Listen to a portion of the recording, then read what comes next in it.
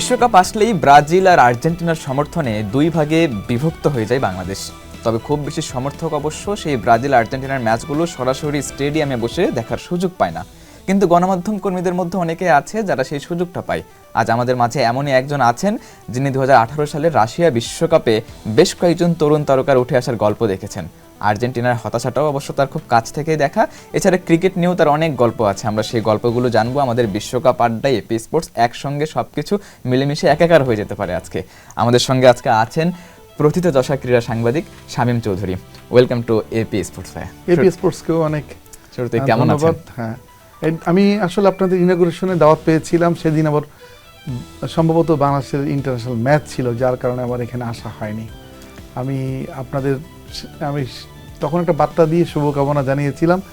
আমি খুব বিস্মিত হইনি, অল্প দিনের মধ্যে এত আপনার যেটা হলো সোশ্যাল মিডিয়া বলেন, আপনার অনলাইন প্ল্যাটফর্মে এত লোকের কাছে পৌঁছাতে পারছেন, সবাই প্রশংসা করছে, এটা দেখে নিজেরই ভালো লাগছে। যেটা বলছিলাম 2018 বিশ্বকাপটা আপনি কাভার করেছেন, রাশিয়া বিশ্বকাপ। সেই বিশ্বকাপে আসলে আর্জেন্টিনার গল্পটা আগে জানতে চাই। আর্জেন্টিনা আশানুরূপ পারফরমেন্স ছিল করতে পারেন, যেটা 2022 সালে তারা অন্য লেভেলে চলে গেছে। সেই 18 বিশ্বকাপে আর্জেন্টিনাকে কাছ থেকে কেমন দেখেছেন? দেখুন, ওই বিশ্বকাপটা আর্জেন্টিনার জন্য একটা বড় ধরনের একটা পরীক্ষার বিশ্বকাপ ছিল, এই কারণে যে আপনি আর্জেন্টিনা সেই 86 এর পর থেকে কোনো ট্রফি পায় না, কিন্তু আপনি মেসি ইতিমধ্যে আপনার ব্যালন ডিওর জেতা শুরু করেছে, বেশ কয়েকটা ব্যালন ডিওর তার জমাও পড়েছে, কিন্তু আপনি যার কারণে এই বিশ্বকাপটায় আর্জেন্টিনা একটু অন্য ক্রেজ নিয়ে আসছিল। আর আমার একটা ধারণা ভুল প্রমাণিত হয়েছে বিশ্বকাপে, রাশিয়া বিশ্বকাপে, যে আমি অবাক হয়েছি যে আর্জেন্টিনার সমর্থকদের দেখে, তারা কিন্তু অনেক দূর থেকে আসছে রাশিয়ায়। ওদের খেলা তো সম্ভবত আপনার গ্রুপ রাউন্ডের 2টা ম্যাচ ছিল সেন্ট পিটার্সবার্গে। তা আমি সেন্ট পিটার্সবার্গে আমি সম্ভবত 6টা ম্যাচ করি, সব মিলে ওই বিশ্বকাপে 18টা ম্যাচ সরাসরি কাভার করেছি, তার মধ্যে 6টা ম্যাচ। বাংলাদেশে আর্জেন্টাইন সমর্থকদের যে ক্রেজটা দেখা যায়, এটা ওই সময় ওই জায়গাটাতে কেমন ছিল? না, আমি বাংলাদেশের ক্রেজের কথা আমি বলছি না, আমি বলছি আর্জেন্টাইন সমর্থকদের, যারা আর্জেন্টিনা থেকে আসছে। আমি এমনও রিপোর্ট লিখেছি যে ওরা 4টা বছর বিশ্বকাপের খেলা দেখার জন্য টাকা জমায়। এমনও আছে যে যাদের আপনি ধরে নেন যে ওয়ার্ল্ড কাপে আসবে বলে তাদের যে ফ্লাইটে টিকিট কেটে তারপরে যেখানে ওই কয়দিন ওইখানে অবস্থান করবে, সেই খরচটা প্লাস হচ্ছে আপনার ম্যাচ টিকিট, সবই তো কিনতে হয়। হ্যাঁ, এই সব কিছু মিলে একটা রাউন্ড ফিগার তারা ধরে নেয় যে এত টাকা আমার সম্ভাব্য খরচ হতে পারে। এই হিসাবটা তারা করে অনেক আগের থেকেই টাকা জমায় বিশ্বকাপের জন্য। এটা বিশ্বাস করা যায়। এটা আর্জেন্টাইন সমর্থকরা, আপনি দেখেন যেখানে ওরা সব জায়গায় একটা কথা বলে, ভামোসি আর্জেন্টিনা, মেসি মারাডোনা, ওদের একটা গান হয়ে গেছে, স্লোগান না গান।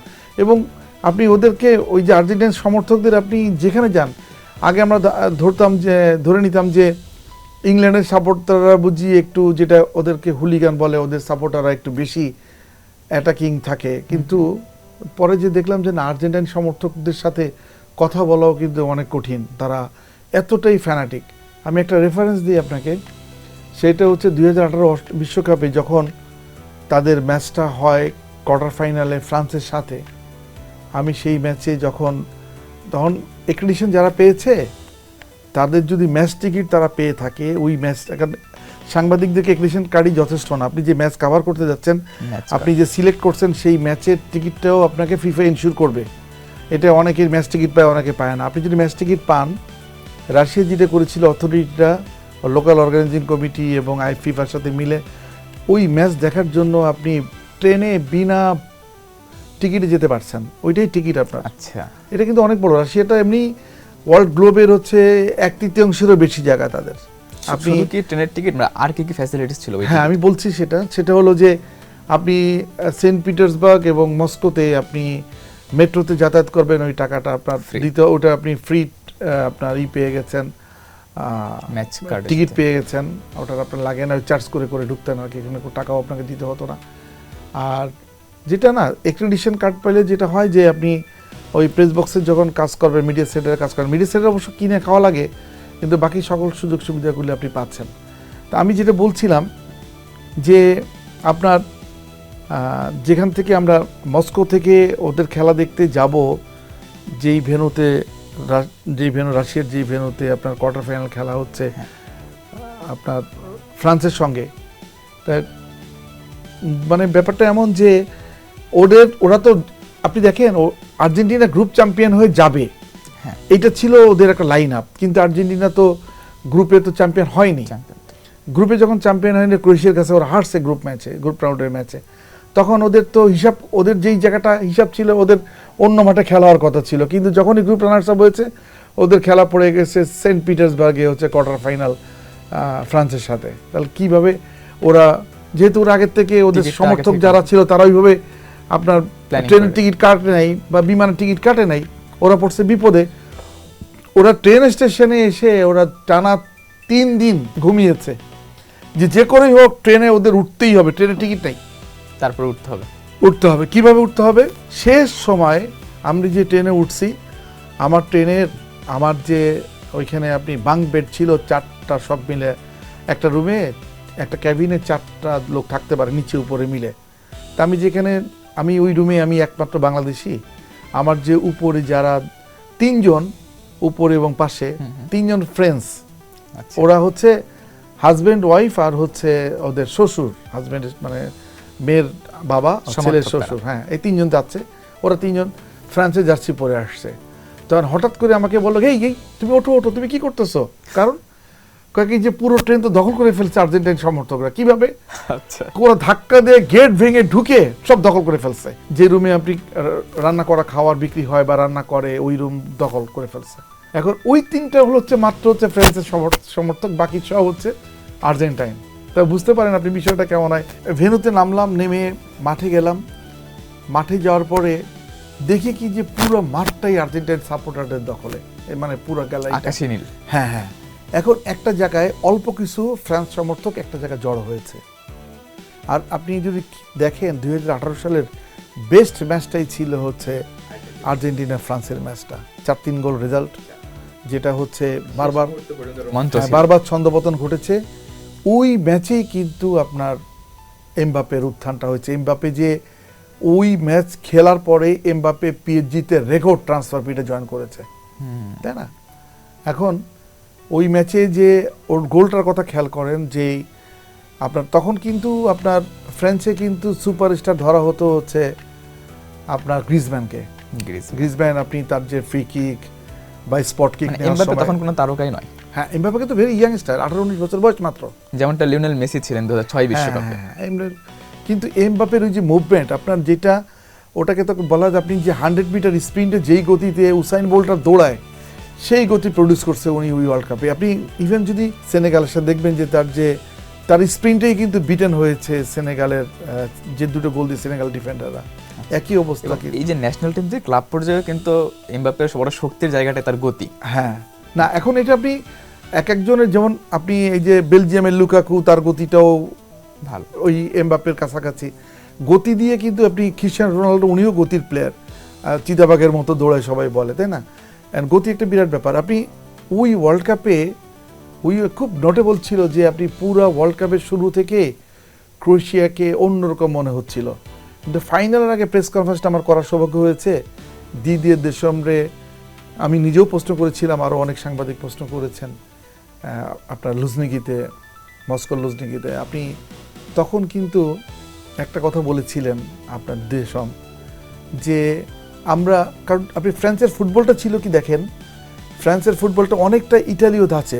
ওদের ডিফেন্স থেকে কাউন্টার অ্যাটাকে যে ওটাকে সিরিয়াস করে, এরিয়াল অ্যাটাকটা বেশি হয়, উইং দিয়ে ওরা অ্যাটাক করে, ফাইনাল আপনি খুব কুইক কানেক্ট করে ওটা রেজাল্টটা নিয়ে নেয়। তখন আমরা প্রশ্ন করলাম যে এই পর্যন্ত দেখা গেল যে যতগুলো খেলা খেলেছে ফ্রান্সের অপোজিশন, তাদের পায়ে কিন্তু বল বেশি ছিল। হ্যাঁ, তাহলে আপনি ইউরোপীয় ধাঁচটা তো এটা না। ওই ইউরোপীয় ধাঁচ তো ফুটবল বেশি পাশে রাখবে, তারপরে লম্বা পাশে খেলবে, অনেক সময় নিয়ে করবে, বিভিন্ন পজিশন চেঞ্জ করবে। তাহলে এইভাবে কিভাবে এই ফ্রান্স চ্যাম্পিয়ন হওয়ার আশা করছে? তখন উনি বলেছিলেন, দেশম এখনও তো আপনার কোচ আছেন ফ্রান্সের, বলে কি আমার টিমে তো একটা গ্রিজম্যান এবং একটা এমবাপ্পে আছে। আচ্ছা, সেটা তো আপনার ক্রোয়েশিয়ার নাই। এই জায়গাটা আমরা এগিয়ে আছি, কারণ ক্রোয়েশিয়া খেলে টিম গেম, আমরা খেলি আমাদের এক্সট্রা অর্ডিনারি কিছু স্টাফ আলাদা দিয়ে খেলি পারফর্মার আমরা। আছে এই দলটাতে। হ্যাঁ, পারফর্মার দিয়ে খেলি। ব্যাপারটা এরকম। এই জায়গাটা ডিফারেন্স হয়ে যাবে। ফ্রান্স তো বিশ্বকাপে চ্যাম্পিয়ন হবার পরে আসলে তাদের অনেক অনেক গল্পই তৈরি হয়েছে ওই বিশ্বকাপে। পাশাপাশি আমি যে আসলে মানে বাংলাদেশের সমর্থকরা যারা, আমি ইন্ট্রোতে বলছিলাম যে আর্জেন্টিনা এবং ব্রাজিল নিয়ে জানতে চাই।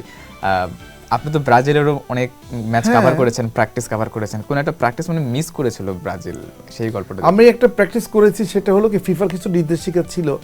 এটা ব্রাজিল মেক্সিকো ম্যাচের আগের দিন আচ্ছা, এটা করছিলাম। এই ম্যাচটা আমি আমাদেরকে একটা 15 মিনিটের জন্য প্র্যাকটিস দেখার সুযোগ করে দেওয়া হয়েছিল, অনলি 15 মিনিটস, যারা এক্রিডিশন পেয়েছে তাদেরকে। আচ্ছা, বাট নোবডি মানে ক্যান ক্যারি দ্য মোবাইলের ডিভাইসের ছবি নিতে পারবে না বা কোনো কিছু করতে পারবে না। ভিডিও নিষেধ। হ্যাঁ, ভিডিও নিষেধ। আমি লুকিয়ে লুকিয়ে 15 সেকেন্ডের একটা ভিডিও, 15 থেকে 20 সেকেন্ডের মতো একটা ভিডিও করে ফেলেছিলাম। আইয়াক মানে লোভটা সামলাতে না। চোখের সামনে প্র্যাকটিস করছি, আপনি চিন্তা করতে পারছেন, এটা অন্যরকম একটা আর আমি তো সেই ছোটবেলার থেকে ব্রাজিলকে সাপোর্ট করি, হলুদের সাপোর্ট। সুতরাং আমার ভিতরে একটা অন্য একটা ইমোশনও কাজ করছে। কখনো কখনো আপনি সাংবাদিক থেকেও সাপোর্টার হয়ে যাবেন, কারণ আপনার সামনেই। আমি ওই বিশ্বকাপে আমার খেয়াল আছে, এই যে এখন যে ভিনিসিয়াস জুনিয়র যে এখন সুপারস্টার, তখন তো ওই ভিনিসিয়াস জুনিয়র কিন্তু শুরুটা হয়েছে ওই বিশ্বকাপ থেকেই, 2018 বিশ্বকাপ থেকে। এবং ভিনিসিয়াস যেই ম্যাচটায় তারা বেলজিয়ামের কাছে হারলো, ওই ম্যাচেও ভিনিসিয়াস জুনিয়র কিন্তু তার খেলাটা কিন্তু চোখে পড়ার মতো ছিল। তখনই আমি ধরে নিয়েছিলাম এই ছেলেটাই কোনো একদিন ব্রাজিলের সুপারস্টার হবে। আপনি ওই বিশ্বকাপে আমি ব্রাজিলের ক্যাপ্টেন্সি করছে, নেইমার কিন্তু করে নাই, করছে থিয়াগো সিলভা, ডিফেন্ডারটা আছে উনি। আমি থিয়াগো সিলভার অটোগ্রাফ আমার 2টা ম্যাচে নিয়েছি, ভিনিসিয়াস জুনিয়রের অটোগ্রাফ নিয়েছি, ওদের কোচ তৃতীয়ের অটোগ্রাফ নিয়েছি, এবং এগুলো সবই কিন্তু আপনার নিয়েছি আমি। তাদের অফিসিয়াল যে প্লেয়ার লিস্ট আছে, তারপরে ম্যাচ টিকিট আছে, সাংবাদিকদের জন্য ম্যাচ টিকিট থাকে, সেইগুলোতে নিয়েছি আমি। মানে কিছু কিছু জায়গায় আমি সাংবাদিক থেকেও সমর্থক হয়ে গিয়েছিলাম। মানে বিশ্বকাপ কাভার তো এটা হয়তো আমার পরবর্তী জীবনে আর কি হয় কিনা আল্লাহই জানে একমাত্র, তাই না? আচ্ছা, আর্জেন্টিনা ফ্রান্স ম্যাচ নিয়ে আরেকটু জানতে চাই। সেটা হচ্ছে আপনি ফ্রান্সের গল্পটা বলছিলেন, ম্যাচের পর কি হয়েছিল। আর্জেন্টিনার কারোর সঙ্গে কি ওই সময় কথা হয়েছিল যে আসলে তাদের মধ্যে কি চলছিল ওই ম্যাচটার পরে?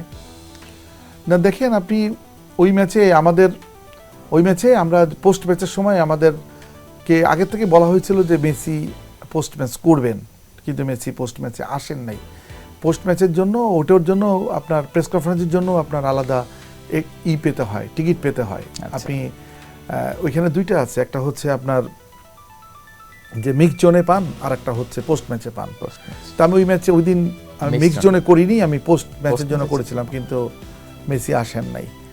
আর মেসি না আসলে তো আপনি বুঝতেই পারছেন যে কি অবস্থাটা ওই দিনটা। আমাদের পরিবেশটা ভালো ছিল, ম্যাচ হারার পরে একটু কষ্ট লেগেছিল, যার উপরে ওই ওয়ার্ল্ড কাপে মাত্র একটি গোল করেছিলেন মেসি, সেটা হচ্ছে নাইজেরিয়ার বিপক্ষে। সেই ম্যাচটাও তো আমি দেখেছি, সেই ম্যাচটাও কিন্তু সেন্ট পিটার্সবার্গে হয়েছিল। ওই ম্যাচের পরেই হচ্ছে নাইজেরিয়াকে 2-1 গোলে হারানো। ওই ম্যাচে যদি নাইজেরিয়াকে না হারাতে পারতো, ফার্স্ট রাউন্ড থেকে কিন্তু আর্জেন্টিনার বিদায় নিতে হইতো। ওই নাইজেরিয়াকে হারিয়ে 2-1 হারিয়ে, এবং ওই উইনিং গোলটা মেসিরই ছিল। ওই গোলটা নাইজেরিয়াকে হারিয়েই কিন্তু তারা সেই হতাশাটা কাটিয়ে লিওনেল মেসি 2022-এ দারুণভাবে কামব্যাক করে। আপনি বলছিলেন যে ব্রাজিলের সেই ম্যাচে একটা প্র্যাকটিস তারা মিস করেছে, সেই প্র্যাকটিস মিস করার কারণটা আসলে কি ছিল? প্র্যাকটিস না, ওটা হচ্ছে আপনি ওরা প্রেস কনফারেন্সে, ম্যাচের আগে প্রেস কনফারেন্সে আসতে পারে নাই। আমার যেটা মনে আছে সেটা হলো প্রেস কনফারেন্সে এসে ব্রাজিলের যে আপনি ফিজিওথেরাপিস্ট, উনি একটা অদ্ভুত তথ্য দিলেন। তথ্যটা হচ্ছে যে কখন রাত হয়েছে টের পাইনি তো আমার প্লেয়াররা। আচ্ছা, এটা কেন বলেছে আপনি দেখেন, এই 21শে জুন থেকে আপনি 24শে জুন পর্যন্ত সেন্ট পিটার্সবার্গের রাতটা ছিল, মানে দিনটা ছিল সবচেয়ে দীর্ঘ। আপনি 12:30 বাজে, তখনও কিন্তু সূর্য এবং চন্দ্র একই সাথে দেখা যায়। তাহলে রাত না দিন বোঝার উপায়। হ্যাঁ, তা আপনি রুমে, ওদের ব্রাজিল যে হোটেলে আছে, রুমের আপনার জানলা দিয়ে আপনি রোদ আসতেছে, ওরা তো মনে করছে এখনো দিন আছে। ওরা যখন ঘুমাতে গেছে, সকালটা তো রাত তো খুব ছোট রাত, 3 ঘন্টা 3.5 ঘন্টা রাত, ঘুম থেকে উঠতে পারে নাই। তখনই ওদের যে নিয়মিত যে জিম ওয়ার্ক করে, সেই জিমটা মিস করছে। তারপরে ওরা প্র্যাকটিস মিস করছে, ইভেন প্রেস কনফারেন্সও মিস করছে। এমন একটা ঘটনা ঘটেছে। আচ্ছা, এটা একটা মজা।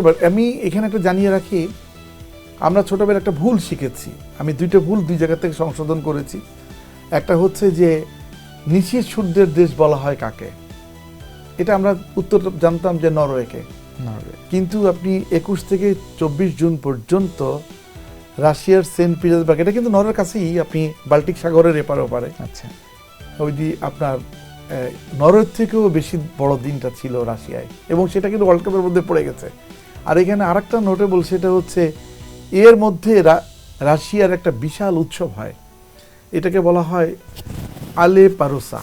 আলেপারুসা, এই আলেপারুসাটা হয় হচ্ছে সেন্ট পিটার্সবার্গে নিভা রিভার আছে, নিভা রিভারটা কিন্তু আমাদের যে আপনি পতেঙ্গার যে এটা দেখেন কর্ণফুলী, এর থেকে বড় চওড়া, এর থেকে চওড়া। আপনি যদি এখনই যদি তথ্য নিতে যান দেখবেন যে অনেক বড় নদী, এটা অনেকটা সমুদ্রের মতো, মানে বাল্টিক সাগর থেকে ঢুকছে এটা, তাই না? এইটা পুরা সেন্ট পিটার্সবার্গ শহরের মাঝখান দিয়ে গিয়েছে। এটা যখন দিনের বেলায় কখনো কখনো টাইম থাকে, পুরা ওই যে ওদের উপরে যে ব্রিজটা থাকে, ব্রিজ ভাগ হয়ে যায় দুই ভাগ।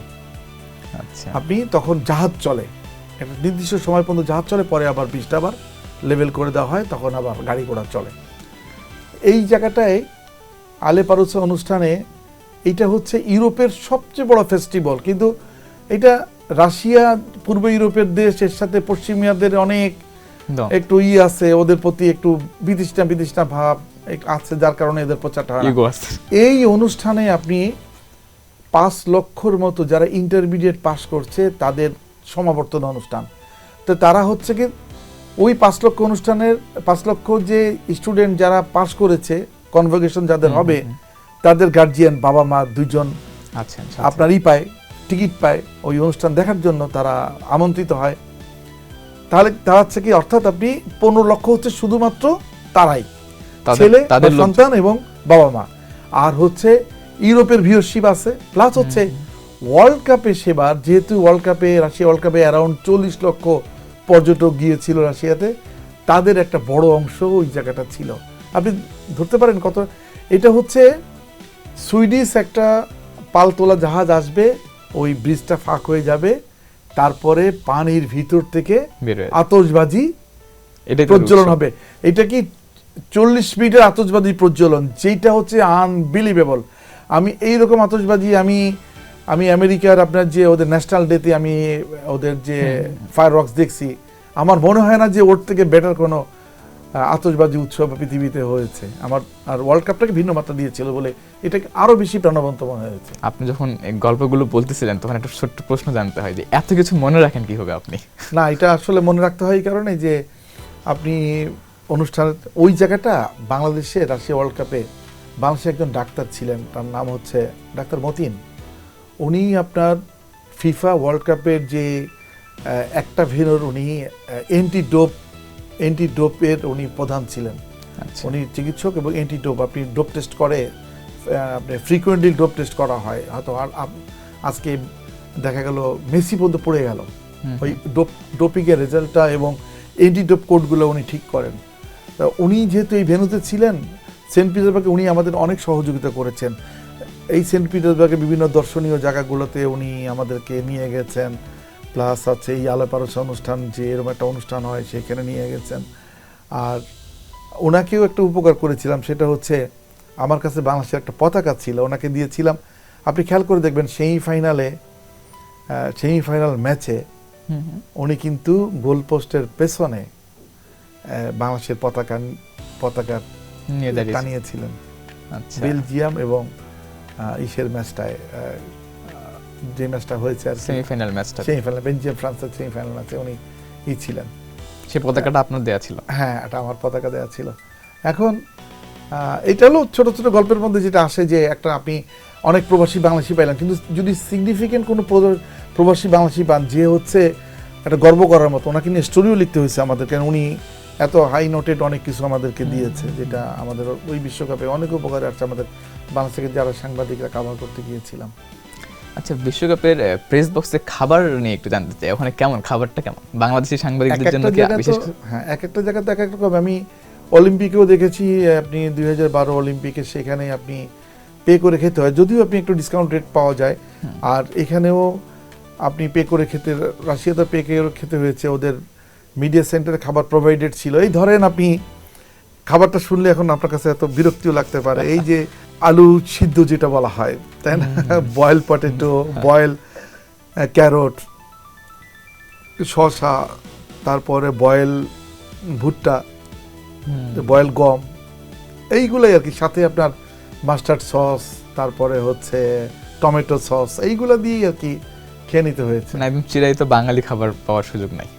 আছে আপনার প্রেস বক্সে না, প্রেস বক্সে ওটা মানে প্রেস বক্সে না, এটা ফ্রি না, কিন্তু এটা কমপ্লিমেন্টারি না, এটাকে আপনাকে টাকা পে করে খেতে হবে, এবং এটা টাকার বাইরেও যে ভ্যালু সেখানে ভিতরে একই টাকা দিয়ে আপনাকে খেতে হবে।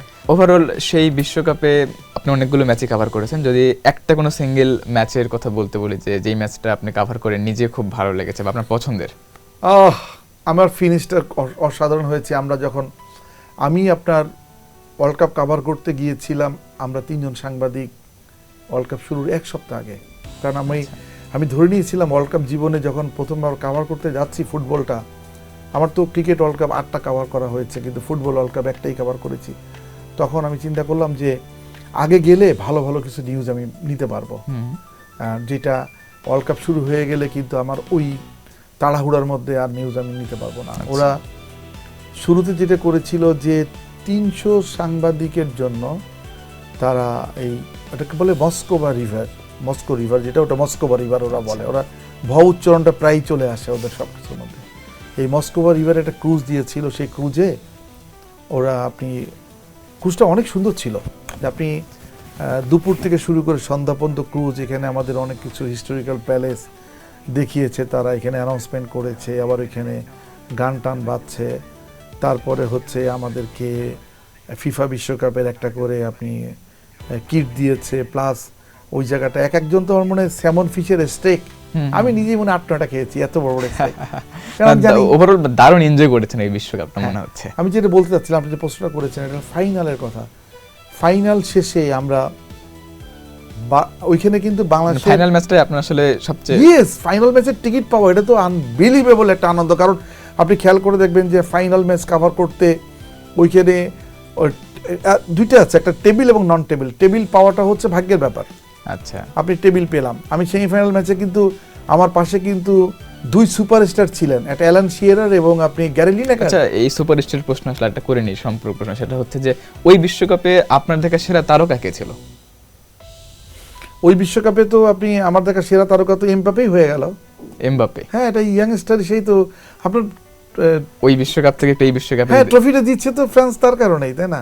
এই বিশ্বকাপে যদি বলি যে এই বিশ্বকাপে এমবাপে হতে পারবে সেটা তারকা, আপনার এমবাপে তো প্রথম ম্যাচে তো 2 গোল করে ফেলছে, সুতরাং আপনি তো বলতে পারবেন না যে 3 গোল করে ফেলছে, এবং 2 গোল করে ফেলছে, এবং তার 2 গোলকে তার সেকেন্ড গোলটা তো ট্রিমেন্ডাস গোল, তাই না, যেটা এত পাওয়ার শট এবং এত মানে এত স্পিডি ওই বল ট্যাকেলিংটা ছিল ওই জায়গাটা। এমবাপে সহজাত খেলা, টু বি অনেস্ট, এমবাপে সহজাত খেলা এটা। মেসিও আসলে 3টা গোল করেছে, মানে এই বিশ্বকাপেও কি এমবাপে সেরা হতে পারবে? আর আপনার একটা প্রেডিকশন জানতে চাচ্ছিলাম। প্রথম ম্যাচে 2 গোল, একজন 2 গোল, একজন 3 গোল হবে। আপনি দেখেন, তার থেকে বড় কথা হচ্ছে কি এমবাপে কিন্তু 3টা ওয়ার্ল্ড কাপ খেলেছে, তাই না, 18, 22 এবং 26। এর মধ্যেই তার গোল সংখ্যা কিন্তু 14টা, ইয়েস, তাই না। উনি গার্ড বোলারকে উনি, এবং খুব সম্ভবত উনি লিওনেল মেসিকে আসলে টপকে যাবেন।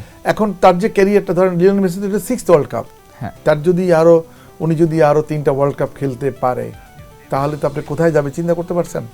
যদি উনি ফর্ম রাখতে পারেন, এটা বড় ব্যাপার, যে ইনজুরিতে পড়া, ফর্ম থাকা, সবই তো নির্ভর করছে হচ্ছে ক্যারিয়ারটা লম্ব করার একটা মাধ্যম। এছাড়া তো ক্যারিয়ার লম্বাটা হবে না। বা আপনি ভাইটাল সময় নেইমার যখন এখন খেলতে পারছেন না, টিমের সঙ্গে আছেন কিন্তু উনি খেলতে পারছেন না, ইনজুরি কনসার্নটা এত বেশি যে ইনজুরি রিকভারিটা ওনার হয়নি এখনো।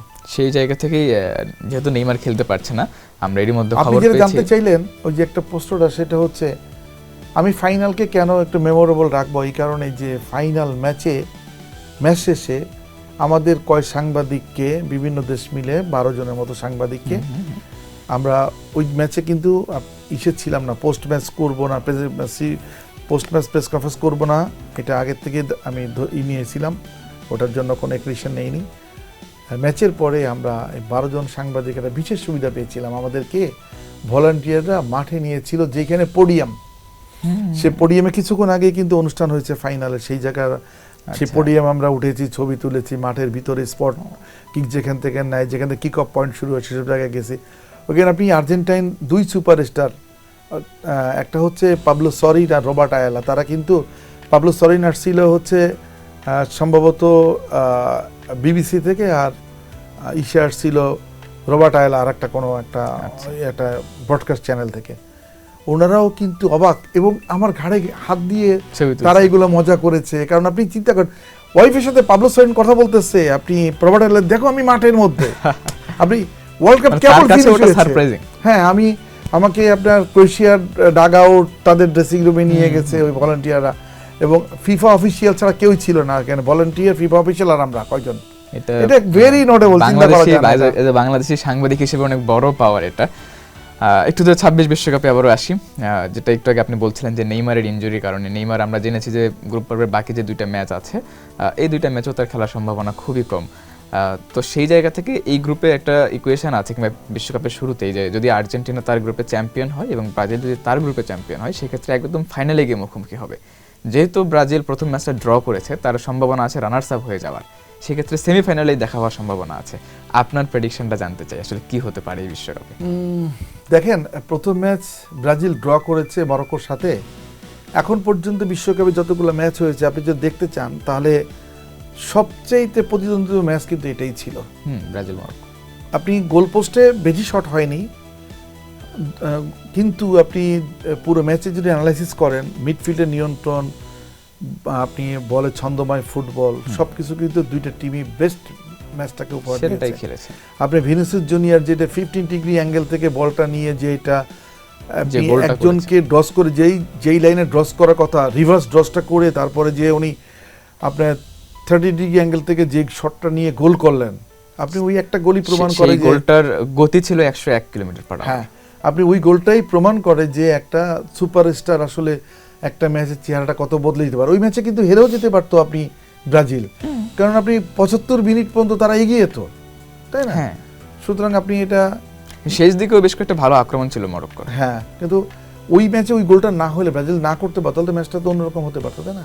তাহলে আপনি যদি শেষ দিকে লাইন আপটা অন্যরকম হয়ে যেত না। শেষ দিকে যে এখন নেইমার তো খেলতে পারছে না, এখন একবারে যদি তাকে নকআউটে নিয়ে আসা হয়, নকআউটে কি নেইমার ভেনির জুটিটা হবে? কেন নয়? আপনি তো আপনার যে আপনার প্রধান ট্র্যাম্প কার্ড তো আপনার সুপারস্টার, তা আপনি ম্যাচ খেলার মধ্যে নাই। এখন এটা বললাম ইনজুরি কনসার্ন, তাকে যেটা বলছে ডাক্তার যে 3 থেকে 4 সপ্তাহ লাগার কথা। 3 থেকে 4 সপ্তাহ লাগলে যদি ব্রাজিল, আমার মনে হয় যে কোয়ার্টার ফাইনালে যেও দেখা হতে পারে, ইভেন আপনি যদি ব্রাজিল সেমিফাইনাল যায় তখনও দেখা হতে পারে। নেইমার, আপনার প্রেডিকশনটা জানতে চাই যে নেইমারকে ছাড়া ব্রাজিল কোয়ার্টার ফাইনাল পর্যন্ত যেতে পারবে? শেষ 32, তারপরে শেষ গ্রুপ পর্ব পার হতে হবে। ব্রাজিলের যে ফরমেশন যেটা খেলছে 4-2-3-1, হ্যাঁ 4-2-3-1-এ এই ফরমেশনে আপনার 2 উইঙ্গারটা হচ্ছে তাদের ভাইটাল রোল প্লে করে। একটা ভিনিসিয়াস, এখন হ্যাঁ ভিনিসিয়াস জুনিয়র। এখন প্রশ্ন হচ্ছে যে ব্রাজিল কোচের এই ফরমেশনটাকে প্রপার ইউটিলাইজ করতে পারেনি ফার্স্ট ম্যাচে হয়তোবা। এখান থেকে তারা তো অনেক কিছু তাদের আছে। আর মরক্কোর সাথে একটা পর্যায়ে কিন্তু ব্রাজিলও চেয়েছে ড্র করতে, আপনি খেয়াল করে দেখবেন শেষের দিকে যে আপনি এডিশনাল টাইমে কিন্তু মরক্কো 2বার অ্যাটাক করেছে, ব্রাজিল কিন্তু করতে পারে নাই, তাই না? ওই জায়গাটা কিন্তু অর্থাৎ ব্রাজিল ওই সময়টা ড্র করতে চেয়েছে। একটা প্রথম বড় ম্যাচে ড্র করতে চাওয়ার কারণ আছে, কারণ মরক্কো তো ব্রাজিলের এগেইনস্টে খেলছে আসলে অ্যাটাকিং, অর্থাৎ যেটাকে কাউন্টার অ্যাটাক বলি আমরা। ওই একই ফরমেশনে খেলেছে, 2 কোচ একই ফরমেশনে। মরক্কোর স্ট্র্যাটেজিটা ছিল কাউন্টার অ্যাটাক, না ওদের 4-2-3। ও 4-2-3 তে কি, অর্থাৎ ওদের 2 টিমে কিন্তু ডিফেন্সটাকে জমাট রাখছে। আপনি খেয়াল করে দেখবেন ডিফেন্স জমাট রাখছে। আপনি ওরা বরং বেশি যেটা করেছে যে ওদের যে নাম্বার 6 প্লেয়ার মরক্কোর, উনি তো আপনি এই ম্যাচটাকে পুরো প্লে মেকারের রোল ছিল তার, একটা মাত্র 18 বছর বয়স। এই যে আপনি যে সুপারস্টার বললেন না, যদি এই বিশ্বকাপ থেকে কেউ সুপারস্টার হয়ে আপনি ইয়াংস্টার হয়ে পরবর্তীতে আপনি নজর কাড়ার মতোই রাখেন, সে হচ্ছে ওই প্লেয়ারটা, তাই না? আপনি দেখেন ট্রান্সফার মার্কেটে অলরেডি কিন্তু বাংলাদেশি টাকায় 784 কোটি টাকা ওনার বায়ার্ন মিউনিখ অফার করছে ওই ছেলেটাকে। এখনই ঝাঁকড়া চুল যে ছেলেটা দুর্দান্ত গেম প্রডিউস করছে, তাকে নিয়েই ডিফেন্স থেকে বল নিয়ে তারপরে উনি করতেছে প্রত্যেকটা বল দেখেন ফাইনাল পাসগুলো তার, এমন ভাবে সে খেলেছে। এবং আর 91% পারফেক্ট। হ্যাঁ, এবং গোলরক্ষকের সাথে তার যে একটা দারুণ বোঝাপড়া, ওদের গোলকিপারও কিন্তু অনেক ভালো গোলকিপার। আপনি অনেকগুলো ঝুঁকিপূর্ণ কিছু ছিল যে বারবার কিন্তু ব্যাক পাস করছে, ব্যাক পাস ওদের ফর্মুলাই ছিল যে ব্যাক পাস করে ব্রাজিলকে টেনে এনে তারপরে ওরা বল যাবে, এবং এই কৌশলে কিন্তু ওরা সফল হয়েছে। যে গোলটা হয়েছে সেটা কিন্তু ওই একই কৌশলই হয়েছে, মাঝমাঠ থেকে বল দিলে নিয়ে চলে যাওয়ার পর গোলটা হয়েছে। এই যে 2026 বিশ্বকাপের আমি প্রেডিকশনটা চাচ্ছিলাম আপনার কাছে, একদম এক্স্যাক্টলি মানে নাম বলতেন 4টা দলের যারা আসলে সেমিফাইনালে খেলবে। এখন পর্যন্ত আপনি র্যাঙ্কিং বিবেচনায় তো আপনার স্পেন প্রথম ম্যাচ ড্র করলো, স্পেনকে তো রাখতে হবে, স্পেনকে রাখতে হবে। জার্মান যে গেমটা প্রডিউস করছে ওরা কোনো মার্সি করে নাই। আপনি নতুন দেশ, আপনি কুরাসাওকে তারা যে আউটপ্লেট করেছে 7-1 গোলে, জার্মানকে রাখছেন। হ্যাঁ, জার্মান আছে, তারপরে হচ্ছে স্পেন, জার্মান। আপনি একটা অপূর্ণতা থেকে যাবে না, 5বার ব্যালন ডিওর জিতছে আপনার ক্রিস্টিয়ানো রোনাল্ডো, ওনার হাতে যদি ওয়ার্ল্ড কাপ না ওঠে কেমন লাগে না? আচ্ছা, পর্তুগালকে দেখছেন, মানে স্পেন, জার্মান, পর্তুগাল, ব্রাজিল এবং আমি সেমিফাইনালে 4টা দল। হ্যাঁ, এর সঙ্গে আপনি আর্জেন্টিনা না ব্রাজিল, আপনি 3টা সিলেক্ট করেছেন, স্পেন, পর্তুগাল, জার্মান, এখন আর্জেন্টিনা অথবা ব্রাজিলের মধ্যে একটা। আর্জেন্টিনা ব্রাজিলের মধ্যে একটা যদি বলেন সেক্ষেত্রে আর্জেন্টিনাকে এগিয়ে রাখবেন, কারণ আর্জেন্টিনার সেমিফাইনালের লাইনআপ পেয়েছি। এবার আপনার চোখে ফাইনালের দুইজন ফাইনালিস্টকে জানতে চাই। আপনি 2018 থেকে কিন্তু আর্জেন্টিনা এবং ফ্রান্স একটা রাইভাল হয়ে গেছে। দেখেন গত ওয়ার্ল্ড কাপের ফাইনালে তারা খেলেছে, এবং গত ওয়ার্ল্ড কাপের ফাইনালে ওইখানেও কিন্তু ব্যবধানটা কিন্তু ওই দুই সুপারস্টার, আপনি এমবাপ্পে এবং লিওনেল মেসি, আপনি ওই খেলাটাও খেয়াল করে দেখেন, ওইটার প্রতিশোধ এইটা নিছে 4-3, তাই না? অর্থাৎ ওই 3-4 হারছে, 4-3 প্রতিশোধ নিছে। আমি এখন পর্যন্ত যেই আপনার খেলার ধারাটা, এই দুইটাকেও যদি আবারও ফাইনালে দেখেন, এটা কিন্তু মানে আপনাদের সেমিফাইনালে 4টা নিছেন, সো ফ্রান্সকে নেওয়ার আর সুযোগ নাই। আচ্ছা, মানে খুবই ক্রিটিক্যাল আসলে এবারে বিশ্বকাপে। হতে পারে স্পেন, ইউরোপের একটা টিম থাকবে, এটা ইউরোপের একটা টিম থাকবে, সেটা স্পেন অথবা জার্মান হতে পারে, ইভেন পর্তুগাল আসতে পারে, তাই না? পর্তুগাল আসতে পারে। মানে পর্তুগাল, মানে মেসি রোনালদোর ফাইনালটা কি আপনার চোখে হয় এবারের বিশ্বকাপে?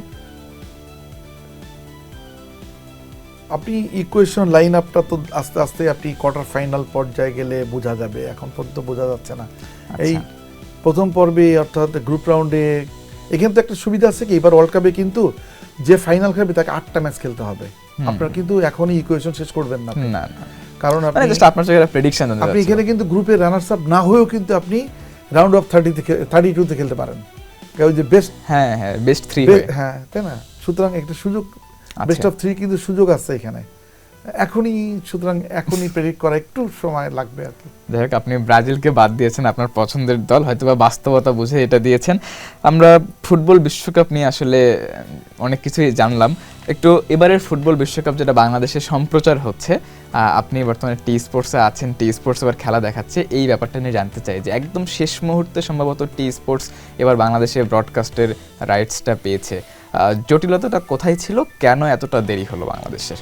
আপনি দেখেন, এইটা একটা থার্ড পার্টি ছিল, সেটা হলো স্প্রিংবক। ওরাই হচ্ছে আপনার এইটাকে প্রোডাকশনটাকে সেল করার জন্য ওরা একটা অফার করছিল। সেই অফারের বাণীটা জানেন, 151 কোটি টাকা বাংলাদেশি টাকা হবে, ট্যাক্স টুক্স মিলে 200 কোটি টাকার কাছাকাছি বাংলাদেশের থেকে চেয়েছে। হ্যাঁ, 200 কোটি টাকা দিয়ে খেলা দেখার মতো অ্যাবিলিটি আমাদের বাংলাদেশের 5-6টা চ্যানেল মিলেও নাই, এর সত্য কথা বলতে। আচ্ছা, তো এটা খুব, মানে আমি ক্রেডিট দিব বাংলাদেশ গভর্নমেন্টের তথ্য সম্প্রচার মন্ত্রী, প্রতিমন্ত্রী মহোদয়কে, এবং হচ্ছে বাফুফের সভাপতি, ওনারা 3জন মিলে ফিফার সাথে সার্বক্ষণিক ওনারা যোগাযোগ করে মাত্র হচ্ছে বাংলাদেশি টাকায় 42 কোটি টাকা, এটা মাত্র 42 কোটি টাকা। হ্যাঁ, আমরা 70 কোটি টাকা শুনছি। না, 67 কোটি টাকা হচ্ছে ট্যাক্স টুক্স মিলে চলে গেছে, সব মিলে 67 কোটি টাকা, 67 কোটি টাকার মধ্যে এটা পারচেজ এবং একটা আলোচনা, এবং সরাসরি ফিফার থেকে কিনছে কিন্তু রাইটসটা, হ্যাঁ, থার্ড পার্টি রাখে নাই। এবং পরবর্তীতে এটা কি আমাদের, আপনি তো অনেকদিন ধরে আছেন, এটা কি প্রথমবার যে আমরা ফিফার কাছ থেকে বাংলাদেশে? এইটাই প্রথমবার এখন,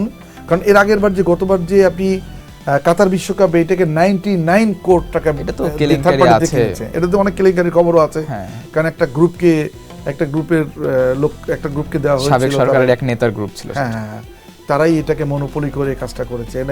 বিটিভির আপনার অনেক টাকা খরচ Loss হয়ে হয়েছে গেছে, এটা BTV লস হয়ে গেছে। এবার তো এবার BTV বিটিভি কিন্তু জানেন মজার ব্যাপার, এবার বিটিভি কিন্তু একটি টাকাও সাবসিডি দিচ্ছে না।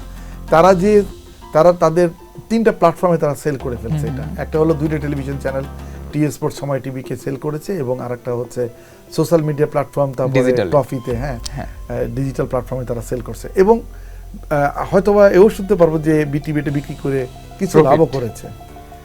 এটা কি জানা সম্ভব, মানে হ্যাঁ, জানা সম্ভব। ওরা যেহেতু তথ্যমন্ত্রী এটাকে স্পোর্টস কেমন পে করেছে বা এই ব্যাপারগুলো না, এই ব্যাপারটা খুবই আসলে- কনফিডেন্সিয়াল। হ্যাঁ, এখনো কনফিডেন্সিয়াল এই কারণে যেটা হয়তো আজও কালো জানতে পারবেন, যেটা বিটিভি কর্তৃপক্ষ বলতে চাচ্ছে না, সুতরাং এটা আমার বলাও ঠিক হবে না। মানে এইটুকু তো অন্তত বলা যায় যে আসলে বিটিভি কে আপনি বললেন পকেট থেকে কোনো টাকা দিতে হচ্ছে না। হ্যাঁ, এটা বিটিভির স্বীকারোক্তি, বিটিভি বলছে এটা, যে তাদের এখানে কোনো ভর্তুকি দিতে হচ্ছে না, তারা যে টাকা দিয়ে কিনেছে। মানে আমাকে আপনার টি স্পোর্টস কেমন পে করেছে এটা বলতে হয় না, যেটা পে করেছে টি স্পোর্টস, তাতে কি এটা বিটিভির এই স্টেটমেন্টটা সত্য হতে পারে?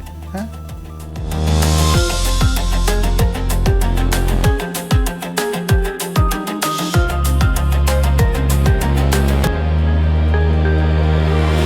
দর্শক এতক্ষণ শুনছিলেন আসলে ফুটবলের গল্প, এবার একটু জানতে চাইবো তার কাছে ক্রিকেট নিয়ে কিছু গল্প, ক্রিকেট নিয়ে তার স্বপ্নটা জানতে চাইবো। আমি একটু শুরু থেকে জানতে চাই আপনার ক্রীড়া সাংবাদিকতার আসলে বয়স কত বছর? এটা আমি সিরিয়াস সাংবাদিকতা একদম টোটাল 94 থেকে 2026, দ্যাট মিন্স কত দাঁড়াচ্ছে? এত দীর্ঘ জার্নি বাংলাদেশের এই ক্রীড়া সাংবাদিকতায় আপনার একদম মানে বলা যায় যে বাংলাদেশের টেস্ট ক্রিকেটের স্বীকৃতি থেকে শুরু করে আপনার সবকিছু টেস্টের দেখা, স্বীকৃতি, টেস্ট মর্যাদা কিভাবে পেলো, সকল কিছু সামনে আপনার নখে হয়েছে। দেবেন। তারপরেও আসলে মানে এতদিন ধরে কাজ করার পরও এই সমসাময়িক যারা এই সময় আসলে অস্ট্রেলিয়া, ইংল্যান্ড, নিউজিল্যান্ড যারাই আছে মানে ক্রিকেট বিশ্বে সবার ঘরে আসলে শিরোপা উঠেছে, বাংলাদেশ আসলে এত বছরও শিরোপা পায় নাই। ক্রিকেটার যারা সাবেক ক্রিকেটার আছেন তাদের মধ্যে তো এটা নিয়ে একটা আক্ষেপ আছেই, সাংবাদিক হিসেবে আপনার মধ্যেও মনে হয় একটা আক্ষেপ কাজ করে। আক্ষেপ ঠিক না, আমি আপনাকে বলি, সেটা হচ্ছে গর্ডন গ্রিনস বাংলাদেশে যখন জয়েন করলো, এটা হচ্ছে 96-এর নভেম্বরে, তখন গর্ডন গ্রিনসকে আমি একটা কোশ্চেন করেছিলাম। উনি বলেছিল যে উনি কেন বাংলাদেশে এসেছে, যে আমার প্রতিবেশী 3টা দেশ, তারা পাকিস্তান, ভারত এবং শ্রীলঙ্কা, তারা 3টাই ওয়ার্ল্ড চ্যাম্পিয়ন, আমরা কেন ওয়ার্ল্ড কাপ খেলতে পারবো না? দেখেন, একটা ড্রিম কিন্তু উনি দেখেই কিন্তু বাংলাদেশে আসছেন। আবার একই কথা হাথুরু সিংয়ের মুখ দিয়ে আসছে যে এই 3টা দেশ চ্যাম্পিয়ন হতে পারলে ওয়ার্ল্ড কাপে কেন বাংলাদেশ চ্যাম্পিয়ন হতে পারবে না? এবং তার আমলে কিন্তু বাংলাদেশ আইসিসি চ্যাম্পিয়ন্স ট্রফিতে কিন্তু সেমিফাইনালে খেলেছে। আমরা যদি সেমিফাইনালে ম্যাচটা জিততে পারতাম, তাহলে তো আমরা ফাইনালে খেলতে পারতাম, যে কোনো কিছু হতে পারত। এবং দেখেন, আমাদের হাতে কিন্তু বাংলাদেশের স্পোর্টসের সবচেয়ে বড় অ্যাচিভমেন্ট কিন্তু 2020 সালে আন্ডার-19 ওয়ার্ল্ড কাপ, যেটা আমরা ট্রফি জিতেছি আকবর আলীদের হাত ধরে। আমাদের বৈশ্বিক কিন্তু সবচেয়ে বড় অ্যাচিভমেন্ট ওইটা, অর্থাৎ আমরা কিন্তু নারীদের একটা এশিয়া কাপ, হ্যাঁ, আমরা কিন্তু একটা, আপনার যেই সিঁড়িটা বেয়ে আপনি বিশ্বকাপে ট্রফি জেতার স্বপ্ন দেখেন, স্বপ্ন পূরণের গল্পটা আপনি কিন্তু বীজটা কিন্তু বপন করে গেছে ওইখান থেকে। এখন বাংলাদেশ কিন্তু পর্যায়ক্রমে সিঁড়ি বেয়ে উপরে ওঠার পালা, তাই না? এখন আমরা কি কখনো ভেবেছি যে টেস্টে আমরা পাকিস্তানের মাটিতে পাকিস্তানকে সিরিজ হারাবো?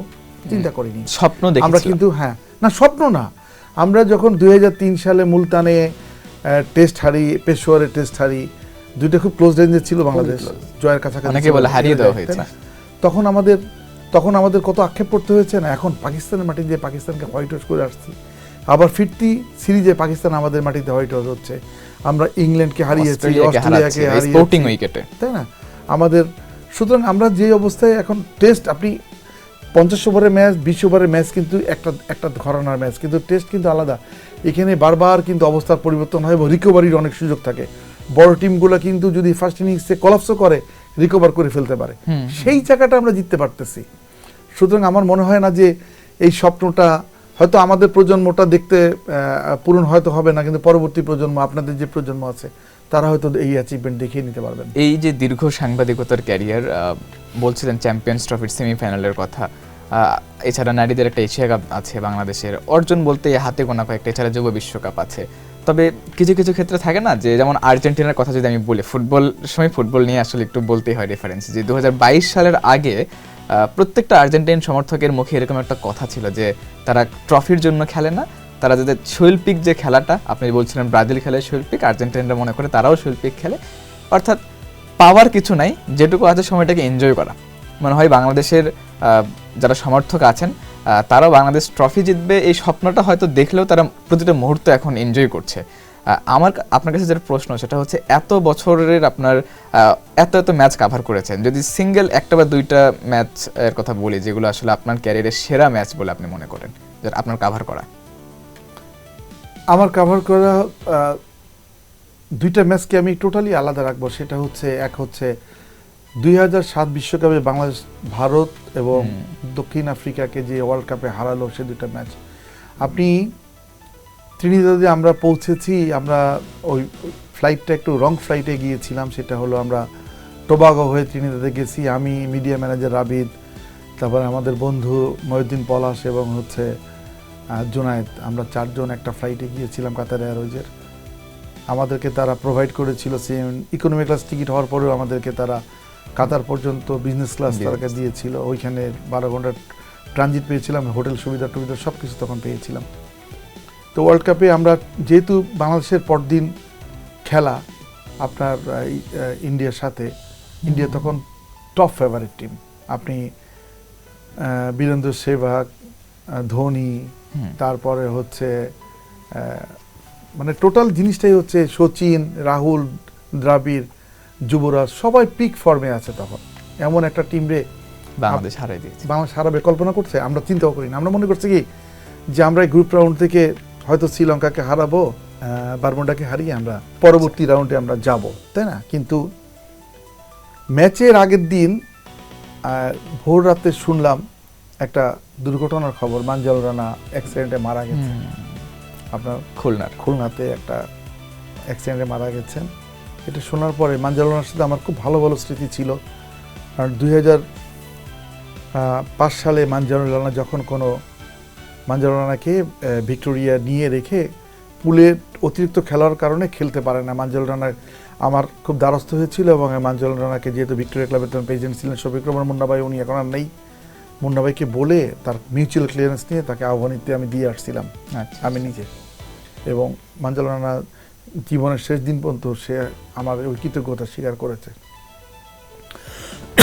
আমি মানজাল রানার মৃত্যুর পরে একটু চোখ দিয়ে পানি পড়েছে, চলে গেলাম ভোরবেলায় বাংলাদেশ টিমের রিয়াকশান নিতে ম্যাচের আগের দিন। মাশরাফি সেখানে, মাশরাফি অঝরে কাঁদছে, কারণ মাশরাফি খুব ক্লোজ বন্ধু ছিল মানজাল রানা। মাশরাফি খুব কাঁদছে। মাশরাফি কান্নাকাটির পরে আমরা খুব একটা ম্যাচের আগে যেটা হয় না, আমরা এক্সাইটমেন্ট, হ্যাঁ আমরা ওই ইমোশনটাকে নিয়ে নিলাম, ইমোশনটাকে নিয়ে একটা রিপোর্ট বানালাম। এর মধ্যে ওই শোকটাই মনে হয় শক্তি হয়েছিল। হ্যাঁ, ওটার মধ্যে শক্তি তো অবশ্যই শক্তি হয়েছে, কারণ ওই ম্যাচটা জিতিয়েছেন কিন্তু মাশরাফির বোলিং এবং Mashrafe man of the match প্রথম ম্যাচে। আপনি খেয়াল করে দেখেন যে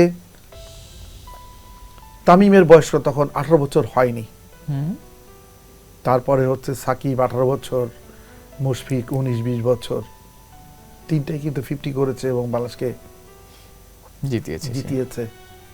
আপনার মাশরাফির বোলিং 4 উইকেট, তাই না? ওই ম্যাচের পরে ইন্ডিয়ার পুরো মিডিয়া বাংলাদেশের মিডিয়াকে কংগ্রেচুলেট করেছে। বলছিলেন সেই ম্যাচটা Mashrafe man of the match হয়েছে। ম্যাচের পরে মাশরাফি মানজারুল রানাকে কি উৎসর্গ করেছিল ওই ম্যাচটা? হ্যাঁ, ওই ম্যাচ জিতে মানজারুল রানাকে উৎসর্গ করেছে। এটা সারা জীবন আপনার বাংলাদেশের ক্রিকেটে ওই দিনটাকে স্মরণীয় হয়ে থাকবে। 17 মার্চ 18 মার্চের দুইটা দিন খুব স্মরণীয়। আরেকটা কোনটা কোন একটা ম্যাচের কথা? আচ্ছা, এইখানে একটা জিনিস আছে, সেটা হলো বাংলাদেশ এবং আপনার ইন্ডিয়া কিন্তু টিম হোটেল একই হোটেলে ছিল, ত্রিনিদাদ হিলটনে ছিল, উঠেছিল। এবং এই ম্যাচ জয়ের 2 দিন পরে কিন্তু 18তম জন্মবার্ষিকী পালিত হইল তামিম ইকবালের। এবং সচিন, রাহুল, দ্রাবিড়রা, সৌরভরা তামিমের জন্মদিন উদযাপন করেছে একই সাথে, কেক কেটেছে, একই ফ্লোরে ছিল তারা। আচ্ছা আচ্ছা, একই ফ্লোরে তারা তামিমের জন্মদিন উইশ করেছে। চিন্তা করা যায়? দারুণ। আপনার ওই ম্যাচে বাংলাদেশ জেতার পরে প্রেস কনফারেন্সে ইন্ডিয়ার এক সাংবাদিক প্রশ্ন করেছিল, ওদের কোচ তো ছিল গ্রেগ চ্যাপেল আর ক্যাপ্টেন ছিল হচ্ছে আপনার রাহুল দ্রাবিড়। প্রশ্ন করেছিল যে তুমি কি মনে করো যে ইন্ডিয়া টিম এখন দেশে ফিরে গেলে যে দর্শকের এয়ারপোর্টে আক্রান্ত হবে না, ইট খাবে না? জানেন মজা মানে বিশ্বের ব্যাপার যে এই কোশ্চেনের পরে ইন্ডিয়ান গণমাধ্যমের বিভিন্ন কিছু লেখার পরে এমন অবস্থা তৈরি হলো ধোনির বাড়িটা পুড়িয়ে দিল ওই উগ্র সমর্থক। এটা কি বাংলাদেশের সঙ্গে ম্যাচ হারার কারণে? ইয়েস, ধোনির বাড়িটা পুড়িয়ে দিল। আমি এই উত্তরটা পেয়েছি কবে জানেন? এই উত্তরটা পেয়েছি ধোনি কিন্তু এই উত্তরটা দিয়েছে 2011 ওয়ার্ল্ড কাপ জেতার পরে, ওই ফাইনাল পরে। হ্যাঁ না ওই ওয়ার্ল্ড কাপ জেতার পরে, এবং ওই প্রেস কনফারেন্সে আমি ছিলাম। ইন্ডিয়ার এক সাংবাদিক একটা প্রশ্ন করেছেন, ধোনি কিন্তু পরিষ্কার বলছে যে আপনার কি মনে আছে যে ওই ওয়ার্ল্ড কাপে বাংলাদেশের কাছে হারের পর আমার বাড়ি কিন্তু পুড়িয়ে দিয়ে হয়েছিল? তাকে কিন্তু এই প্রশ্নটা উল্টো রেখেছেন। মানে আসলে শোককে শক্তিতে রূপ দেবার যে ব্যাপারটা, এটা বাংলাদেশও করেছিল ওই ম্যাচটাতে, এবং তারপরে মনে হয় 4 বছর পরে গিয়ে ওই ম্যাচে আমি 4 বছর পরে গিয়ে আবার ভারতের মহেন্দ্র সিং ধোনি সেই কাজটা করে বিশ্বকাপ জিতে অন্য এক উচ্চতায় পৌঁছে গেছে। ওই ম্যাচে একটা ঘটনার কথা বলি, সেটা হলো বাংলাদেশের টিম ডিরেক্টর হিসেবে গিয়েছিলেন আলী আসিফ খান, উনি মোহামেডানের সাবেক ক্রিকেটার। আচ্ছা, উনি ক্রিকেট অফিসের ভাইস চেয়ারম্যান ছিলেন। উনি গিয়েছিলেন, আমি ওনার সাথে আমি একটা কথা বলেছিলাম, ওনারে আমি অনুরোধ করেছিলাম যে মানজুর রানা মারা যে গেছে আইসিসিকে ইনফর্ম করেন, একটা ব্ল্যাক রিবন পরে একটা 1 মিনিটের একটা কন্ডোলেন্স দিয়ে আমরা এই ম্যাচটাকে শুরু করতে পারি কিনা। উনি প্রথমে খুব গুরুত্ব দেননি, পরবর্তীতে গুরুত্ব দিয়ে আইসিসির কাছে আপিল করলে আইসিসি ওইটাকে মঞ্জুর করেছেন। এবং দেখেন ওই ম্যাচটা কিন্তু শুরুতে দুই দলের জাতীয় সঙ্গীতের পরে 1 মিনিট নীরবতা পালন করা হয়েছে, ব্ল্যাক রিবন পরেই দুই দল খেলেছে। অর্থাৎ এই জায়গাটা কিন্তু আমি একটা ভূমিকা রাখতে পেরেছিলাম। প্ল্যানার আপনি। আরেকটা যেটা ম্যাচের কথা বলছিলেন, আরেকটা ম্যাচ হচ্ছে গায়ানায় বাংলাদেশ যে ম্যাচটা জিতলো সাউথ আফ্রিকা তখন ওয়ার্ল্ড র্যাঙ্কিং নাম্বার 1, ওয়ার্ল্ড কাপে খেলার আগে তারা 434 রান চেস করে অস্ট্রেলিয়াকে হারিয়েছে। সেই দলকে বাংলাদেশ এই দলটাকে বলা হতো ড্রিম টিম, তাই না? এখন গায়ানায় এমন একটা দেশ, গায়ানায় আপনি ক্যারিবিয়ান আইল্যান্ড, সেখানে কিন্তু আপনার ওরা কিন্তু বেশিরভাগই হলো ইন্ডিয়ান বংশোদ্ভূত, ওদের অরিজিন ইন্ডিয়ান বংশোদ্ভূত। তারপরে হচ্ছে ওরা হিন্দি গান শোনে, ওরা পুরো কালচারটা ওই রকমই বেড়ে ওঠা। ওইখানে ওরা কিন্তু আইল্যান্ড কিন্তু হিসেবে গণ্য করা হয় না, কারণ ওটা ব্রাজিলের বর্ডারই, আমাজনের পাশেই কিন্তু গায়ানা। অর্থাৎ এখানে আপনি ফলি মাছ, এই মলা মাছ, ঢেলা মাছ এগুলো পাওয়া যায়, পুঁইশাক সবই পাওয়া যায়। আমি বাজার করে আমি রান্না করছি, দেখেছি ওই বিশ্বকাপের সময়। হ্যাঁ, আমরা যেটা ছিলাম, আমরা একটা বাড়ি ভাড়া করে আমরা এইভাবেই নিজেরা রান্না বান্না করে খেতাম। তো ওইখানে আপনার আমাদেরকে আগের থেকে বলা হয়েছে গায়ানা যেতে পারো, কিন্তু গায়ানা ইন্টারনেট সাপোর্ট এটা কিন্তু নাও পেতে পারবে। এটা আমাদেরকে অ্যালার্ম দিয়ে দেওয়া হয়েছিল যখন আমরা 3000-তে গায়ানা যাই তখন। না, ওইখানে যে আসলে একটু কষ্ট হয়েছে, কিন্তু আপনি দেখবেন ওই সময়টা পার ডে আমাদেরকে $25 দিতে হতো শুধু ইন্টারনেট কানেকশনের জন্য। সেই সময় এটা অনেক টাকা। ওইখানে যে শুনলাম, আমার সাথে কথা হলো যখন হাইবুল সুমন ক্যাপ্টেন ছিল, বললো যে ভাই এখানে আমরা ভালো কিছু করবো। কিভাবে? সাউথ আফ্রিকা হারায়ও দিতে পারে। কিভাবে? আপনি দেখেন ওই ম্যাচে কমেন্টেটর ছিল কিন্তু ওয়াসিম আকরাম যে কমেন্টেটর শুরুতেই বলছে যে এটা তো মিরপুরের মাঠ, গায়ানার মাঠটা দেখছে মিরপুরের মাঠ, আর মিরপুরের মধ্যে স্লো উইকেট। তখন মিরপুর কিন্তু, এখন তো মিরপুর স্পোর্টিং উইকেট, তখন তো মিরপুর স্লো উইকেট ছিল। আপনি যদি ফার্স্ট ইনিংসে কোনোভাবে 243 করতে পারেন, ম্যাচ জিতবেন।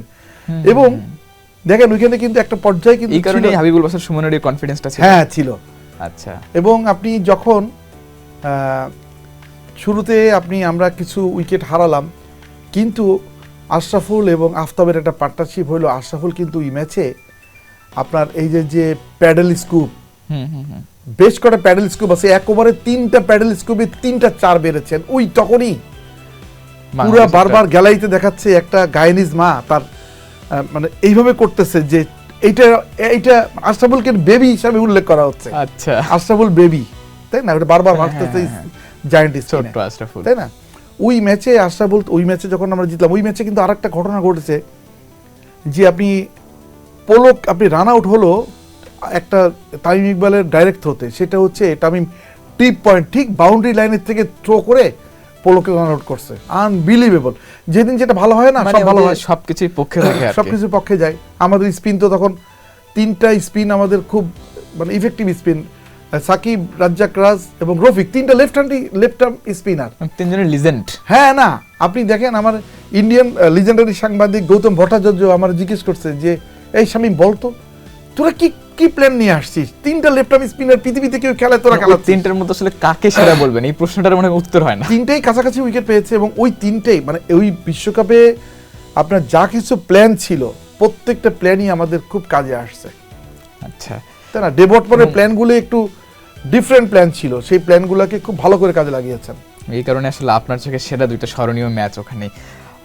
আমি আসলে আপনার চোখে বাংলাদেশের সেরা কিছু এই ক্রিকেটারের সম্পর্কে জানতে চাই। একদম ইন্ডিভিজুয়াল হিসেবে একজন করে নাম, অনেকটা বলতে পারেন কুইক প্রশ্নের কুইক উত্তর এরকম, যে আপনার চোখে বাংলাদেশের ক্রিকেট ইতিহাসের সেরা ব্যাটারকে, সেরা ব্যাটসম্যান। আপনি ব্যাটার বললে আপনাকে তামিমকেই বলতে হবে। সেরা বোলার পুরো ইতিহাসে? সেরা বোলার এখন পর্যন্ত যদি আমি কোনো বিশ্লেষণে নাও যাই তাও বলতে হবে এটা মুস্তাফিজের নামটাই। সেরা স্পিনার? সেরা স্পিনার তো আপনি সাকিব আল হাসানকে এমনি আনবেন। Allrounder? Shakib Al Hasan. Wicketkeeper? Wicketkeeper এখানে আমার মনে হয়, যদিও আপনি মুশফিক অনেক ম্যাচ বেশি খেলেছে, মুশফিককে আমি আনবো না, সেখানে আমি এগিয়ে রাখবো এখন যে প্রেজেন্ট স্কোয়াডের মধ্যে আছেন লিটন দাসকেই। লিটন দাস আপনার দেখা ইতিহাসের সেরা উইকেট কিপার? না, একেবারে সেরা wicket keeper Khaled Masud pilot ভালো কিপিং করতেন, কিন্তু তার পিরিয়ডটা তো আমাদের, আপনি চুজ করছেন লিটন দাসকে। হ্যাঁ। ওকে, এর বাইরে আমরা একটু ফিল্ডিং নিয়ে জানতে চাই। বাংলাদেশের আপনার দেখা সেরা ফিল্ডারকে, এই জায়গাটাতে আমরা বরাবরই দুর্বল ছিলাম, সেরা ফিল্ডারকে? সাধারণত টিমের সেরা ফিল্ডার পজিশনটা হচ্ছে পয়েন্ট, ব্যাকওয়ার্ড পয়েন্টে যারা ফিল্ডিং করে এইটাই আপনার সেরা ফিল্ডার হয়। এক সময় এখানে আমাদের সেরা ফিল্ডার হিসেবে ধরা হতো হচ্ছে রাজিন সালেকে। রাজিন সালে আপনি ফরওয়ার্ড শর্ট লেগ বলেন, সিলি পয়েন্ট বলেন, বা এই গুরুত্বপূর্ণ পজিশনগুলোতে ফিল্ডিং করতেন। ওনাকে কিন্তু ফিল্ডিংয়ের জন্য আপনার 2000 সালের এপ্রিল মাসে একটা ম্যাচ হয়েছিল, সেটা হলো Asia versus rest 11, Asian all star versus rest 11। সেখানে কিন্তু ওনাকে এশিয়ান স্কোয়াডে কিন্তু ওনাকে আপনার ফিল্ডার হিসেবেই কিন্তু বিবেচনা করা হয়েছিল। অনেকে বলে থাকে যে সাংবাদিকদের কারণে আসলে বাংলাদেশে খুব বেশি দিন কোচ টিকতে পারে না, কোচ আসে কোচ যায়, সেই আলাপে যাচ্ছি না, জানতে চাই আসলে আপনার চোখে বাংলাদেশের ইতিহাসের সেরা কোচকে? আমাদের আসলে আপনি যদি বলেন, আমাদের বাংলাদেশের ক্রিকেট টিমের জন্য একটা মোটিভেটর দরকার ছিল কোচ অনেক আগেই। আচ্ছা, আমরা সেই মোটিভেটর কোচ হিসেবে আমাদের পুরো বাংলাদেশের ক্রিকেটের যে ক্রিকেটারদের মানসিকতা বলেন, ক্রিকেটারদের যে এই টেস্ট স্ট্যাটাস পাওয়ার পরে ক্রিকেটারদের টোটাল যে বদলে যাওয়াটা, মানে এক সময় তো আমরা হেরেও আমরা সন্তুষ্ট হতাম যে আমরা একটা মোটামুটি স্কোর করতে পারছি, এটাই আমাদের সন্তুষ্টির জায়গা ছিল। আমি নিজেও, আমরা সাংবাদিকেও সন্তুষ্টি প্রকাশ করেছি, আমরা যে জিততে পারি এবং আমরা যে প্রতিদ্বন্দ্বিতা দলে আত্মপ্রকাশ করতে পারি, এটা টোটাল ক্রেডিটটা হচ্ছে ডেভিড মরের আমল থেকে শুরু হলো। উনি, ওনার মোটিভেশনটা অনেক বেটার মোটিভেশন ছিল। এবং আপনি যত ক্রিকেটার দেখেন এখন পর্যন্ত তার আমলের ক্রিকেটার এখনো টিকে আছে কেউ কেউ। চান্ডিকা হাথুরু সিংকে নিয়ে অনেক প্রশ্ন কথা হয় এবং 2টা টার্মে তিনি বাংলাদেশের দায়িত্বে ছিলেন, তাকে নিয়ে আপনার অবজারভেশনটা কি? হাথুরু সিংয়ে মূলত হচ্ছে আপনার, হাথুরু সিংয়ের দর্শনটা ডেভটমোর থেকে একটা আলাদা। হাথুরু সিংয়ের হচ্ছে যেমন কুমিল্লা ওরিয়র্স, কুমিল্লা ভিক্টোরিয়ান্সের স্লোগানটা win and win, win or win, জিতবো অথবা জিতবো। আবার হাথুরু সিংয়ের কথাও এটাকে, হাথুরু সিং সবসময় ক্রিকেটারদের একটা জেতার ক্ষুধা লাগিয়ে দিয়েছেন। আপনি তার আমলেই আমরা কিন্তু ইংল্যান্ড অস্ট্রেলিয়াকে কিন্তু আমরা হারিয়েছি। বাংলাদেশে আপনার সাংবাদিক, আমি সাংবাদিক, আসলে আমাদের মধ্যে কথা হয় যে বাংলাদেশে নাকি খেলার চেয়ে ধুলা বেশি। এর কারণটা হচ্ছে মাঠের ক্রিকেট নিয়ে যতটা আলোচনা হয় তার চেয়ে বেশি আলোচনা হয় মাঠের ক্রিকেটের বাইরের ব্যাপারগুলো নিয়ে, ক্রিকেট বোর্ড নিয়ে। যদি বলি যে ব্যাটার, বোলার, ফিল্ডার সবাইকে তো চুজ করলেন, বাংলাদেশের ক্রিকেট ইতিহাসের এখন পর্যন্ত সেরা বোর্ড প্রেসিডেন্টকে আপনার চোখে? নিঃসন্দেহে আপনি সাবের হোসেন চৌধুরী, কারণ ওনার ক্রিকেট ডিপ্লোমেসির কারণেই আজকে আমরা ওয়ানডে স্ট্যাটাস, টেস্ট স্ট্যাটাস পেয়েছি, আজকে আমরা ওয়ার্ল্ড কাপে প্রতিনিধিত্ব করতে পারছি নিয়মিতভাবে, আজকে আমরা টেস্ট চ্যাম্পিয়নশিপের একটা অংশ হয়েছি এবং বাংলাদেশের ক্রিকেটের যে টোটাল স্ট্রাকচার, প্রথম শ্রেণী ক্রিকেট প্রবর্তন বলেন আর যা কিছু বলেন সব কিছু উনি শুরু করে দিয়েছেন। এই সময়টা কিন্তু অনেক কঠিন সময় ছিল, যখন আমাদের এইগুলা আসলে ভাবার একটা মানে আমরা কল্পনাও ভাবতে পারতাম না। উনি তখনই আইসিসির সাথে ক্রিকেট ডিপ্লোমেসিতে উনি এত বেশি এগিয়ে গিয়েছিলেন যে বাংলাদেশ টেস্ট মর্যাদা পাওয়ার পরে এয়ারপোর্টে উনি শাহজালাল আন্তর্জাতিক বিমানবন্দরে উনি নেমে যখন প্রেস কনফারেন্স করলেন, উনি বলল যে টেবিল গেমে আমরা জিতেছি, নট মাঠের গেমে। অর্থাৎ এবং সে টেবিল গেমের এক্সপার্ট ছিল। হ্যাঁ, এই যে টেবিল গেমটা যেটা বললাম, যে টেবিল গেমটা এক হচ্ছে ওনাকে দেখতে অনেক সুন্দর লাগে, উনি অনেক ভালো বলতে পারেন, ভালো বক্তা। আর পরবর্তীতে আপনি যদি বলেন বাংলাদেশের ক্রিকেটের অবকাঠামোগত যে উন্নয়ন যা কিছু হয়েছে, একসাথে 5টা ভেন্যুকে আপনার আইসিসি রিকগনিশন পাওয়া, তারপরে ক্রিকেটটাকে পুরো বাংলাদেশে স্প্রেড করে দেওয়া, এটার ক্রেডিট কিন্তু আবার দিতে হবে আলী আসগার লবি। এই দুইজনই হচ্ছে বাংলাদেশের ক্রিকেট ইতিহাসে এই পর্যন্ত আমার দেখা আপনার সেরা বোর্ড প্রেসিডেন্ট।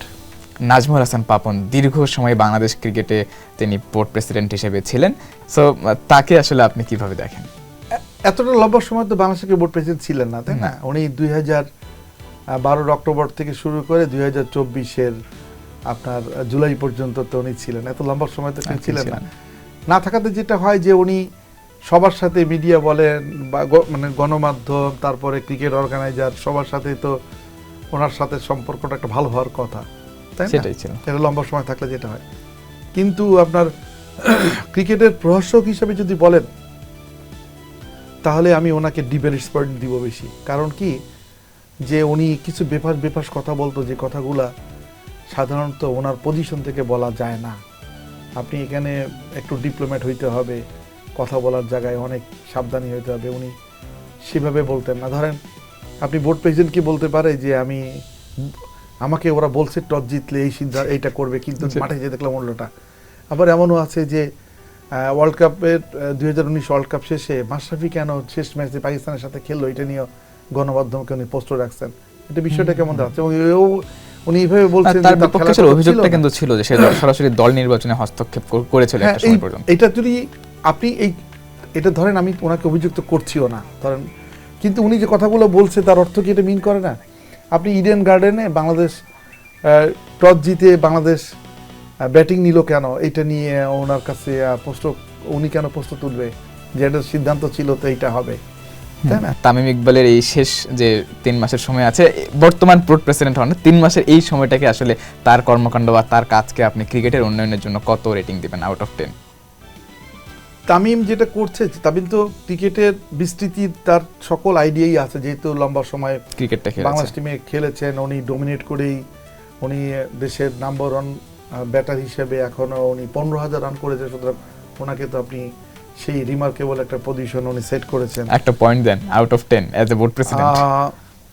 এই 3 মাসে অ্যাসেসমেন্ট করাটা আমার মনে হয় একটু হয়ে যাবে, আর একটু সময় দেওয়া উচিত।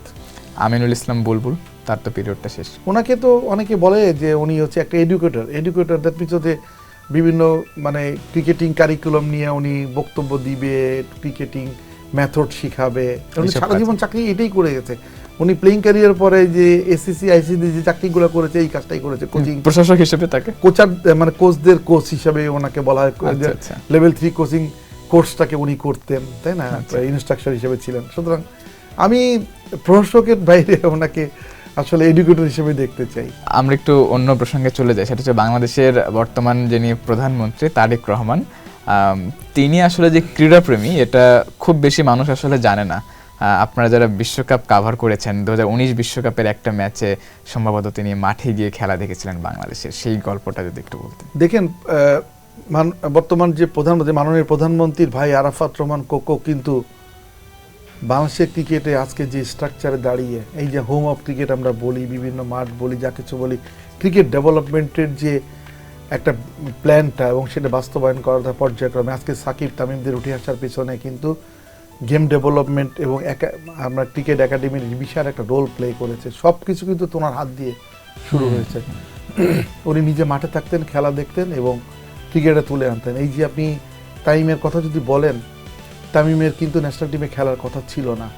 তামিম আপনার 2000 সম্ভবত এটা 5 সালে বা 6 সালে তামিম যখন ওরিয়েন্টের থেকে আপনার ওরিয়েন্টে খেলতেন, উনি প্রিমিয়ার ডিভিশন ওরিয়েন্ট নেমে গেল।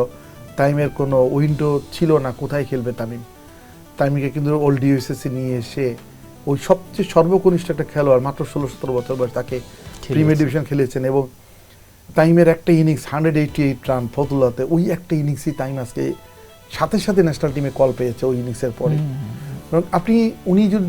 আপনি একই সাথে সাকিব, তামিম, মুশফিকুর রহিম, মাহমুদুল একটু পরে আসছে, একসাথে এতগুলা প্লেয়ার, শাহাদাত, রাজীব, তাই না, এতগুলা প্লেয়ার একসাথে আসলো। এবং আপনার 2006 ওয়ার্ল্ড কাপে, আন্ডার-19 ওয়ার্ল্ড কাপে বাংলাদেশ যে টিমটা খেলেছে, ওই টিমের 9 জন প্লেয়ার আপনি পরবর্তীতে ন্যাশনাল টিমকে সার্ভিস দিয়েছে, এবং তাদের সবারই সিগনিফিকেন্ট সার্ভিসটা আছে, অনেক একটু রিমার্কেবল তাদের অ্যাচিভমেন্ট আছে ভাইয়ের কারণে। আমি কেন বলছি যে আপনি আজকে প্রধানমন্ত্রীকে যদি রেসপেক্ট করেন, ওনার ভাইটাকেও রেসপেক্ট করে বাংলাদেশের ক্রিকেট, যে এখন মিরপুর স্টেডিয়ামে আপনি 1.5 ঘন্টা 2 ঘন্টা বৃষ্টি হলেও মাত্র অল্প কিছুক্ষণের মধ্যে মাঠ শুকিয়ে করা যায়। আপনি ভাবেন 2005 সালে এই আইডিয়াটা তার মাথায় আসছে, সারা পৃথিবী চিন্তা ওনাকে নিয়ে এই একটা ব্যাপারটা নিয়ে তো গবেষণা করে অন্য জায়গায় চলে যেতে পারবো আমরা। আর এই যে আপনি যেটা বললেন না, সাউদাম্পটনে 2019 ওয়ার্ল্ড কাপে আফগানিস্তানের সাথে খেলার পরে, আমরা যখন বাংলাদেশ আফগানিস্তানকে হারানোর পরে আমরা সাংবাদিকরা যখন প্রেস কনফারেন্সে থেকে বেরিয়ে গেছি, তখনই ওনার সাথে দেখা হয়েছে, আমার সাথে ওনার কথা হয়েছে, তারেক রহমান ছবিও আমরা তুলেছি, এবং এখানে বেশ কিছু গল্প হয়েছে। ভাবিও কিন্তু ডাক্তার জোবাইদুর রহমান, উনিও কিন্তু খেলা দেখেছেন। আমি জিজ্ঞেস করলাম, ভাবির খবর নিলাম যে ভাবি কি খেলা দেখছেন, খেলা দেখতে আসছে? হ্যাঁ আসছে। ওইখানে একটা সুবিধা ছিল, আমি বললাম যে আপনি কোথায় খেলা দেখছেন? যে এইটা তো সাউদাম্পটনে, এখানে একটা সুবিধা আছে, এখানে তো ইন্টারন্যাশনাল হোটেল সম্ভবত হিলটন, ওইটার কিন্তু ওই হোটেল না স্টেডিয়ামের ভিতর, দুইটা স্টেডিয়ামে, ব্রিস্টল এবং সাউদাম্পটনে হোটেলে, মানে স্টেডিয়ামের ভিতরেই হোটেল অ্যাকোমোডেশন। আফগানিস্তান টিম ওইখানেই ছিল, বাংলাদেশ টিম যেমন শহরে ছিল সাউদাম্পটনে, কিন্তু আফগানিস্তান টিম কিন্তু ওইখানেই ওই মাঠের মধ্যে স্টেডিয়ামে ছিল, বুঝছেন? বলে কি এখানে তো খেলা দেখা যায়, আপনার তো মনে হয় জানেন না, এখান থেকে খেলা, আমি এখান থেকে খেলা দেখছি, খুব আরামে খেলা দেখেছি। ওনা অনেক খেলা নিয়ে ওনার ভাবনার কথা উনি কিছু কিছু বললো, শেয়ার করলো। উনি ওর খেলা তো পছন্দ করেন, কারণ আপনার ওই ফ্যামিলিটা তো খেলা পছন্দ না করার কারণ দেখছি না। কারণ আপনি ওনার বাবা জিয়াউর রহমান, উনি কিন্তু ভালো মুষ্টিযোদ্ধা ছিলেন, বক্সার ছিলেন, তারপরে উনি টেনিস খেলতেন, উনি খুব সকালবেলা অনেক লম্বা রানিং করতেন, তাই না? ওনার যে এই গল্পগুলো আমরা জেনেছি, ওনারই বন্ধু ছিল কর্নেল হামিদ, ওই যে আপনার হ্যান্ডবল ফেডারেশনের লম্বা সময় প্রেসিডেন্ট ছিলেন। আচ্ছা, উনি আপনার মানে জিয়াউর রহমান শাহাদত বরণ করার পরে উনি এইটা লিখেছিলেন জিয়াউর রহমান সম্পর্কে। তার মানে ব্যাপারটা হচ্ছে বর্তমান প্রধানমন্ত্রীও আসলে ক্রীড়াপ্রেমী বলতে পারি আমরা। হ্যাঁ, ফ্যামিলিটাই এরকম। আপনি বললাম না, এক ভাইকে বাদ দিলে বাংলাদেশের ক্রিকেটের আজকে যে উন্নতি শিখরে যাওয়ার যে প্ল্যান, যেটা হচ্ছে বাস্তবায়নের পর্যায়ক্রমে সুফল পেয়েছি, এটা ওনার হাত ধরে শুরু হয়েছে। এটা অথচ এইরকম কিছু ইতিহাস গত 17 বছর আমরা জানতে পারি নাই। এই জায়গাটায় আমরা কিছু কার্পণ্যতা করেছি, কিন্তু লেখাপড়া হয়েছে আগেই। এটাই হচ্ছে ব্যাপার। এখন তারেক রহমানের হাত ধরে বাংলাদেশের ক্রিকেটে যদি আপনার কাছে জানতে চাই যে আসলে কোন জায়গাটাতে চেঞ্জেস আসলে আশা করছেন? দেখুন, এখন ক্রিকেট প্রশাসন ভালো বলতে পারে, কারণ তারা এক্সপার্টিস, আপনি দীর্ঘদিন ধরে সাংবাদিকতা করছেন। হ্যাঁ, আমাদের আইডিয়াটা কি হবে যে আমরা চাচ্ছি একটা স্বচ্ছ একটা ক্রিকেট প্রশাসন, যেটা জবাবদিহিতামূলক প্রশাসন হবে। আপনি ক্রিকেট বোর্ডের গায়ে অনেক দুর্গন্ধ আছে, বিশেষ করে হচ্ছে আর্থিক অনিয়ম যেটা নিয়ে অনেকবার দুদকে পর্যন্ত ক্রিকেট বোর্ডের বিভিন্ন দুর্নীতির খবর দুদক পর্যন্ত অনুসন্ধান করেছে। আমরা চাইব যে বাংলাদেশ ক্রিকেট বোর্ড পরিচালনা অন্তর্পক্ষে জবাবদিহিতা এবং স্বচ্ছতার বিষয়টাকে গুরুত্ব দিক, তাহলেই বাংলাদেশ ক্রিকেটটা তার লক্ষ্যে পৌঁছাতে পারবে। ধন্যবাদ আপনাকে আমাদের সঙ্গে এতক্ষণ সময় দেওয়ার জন্য।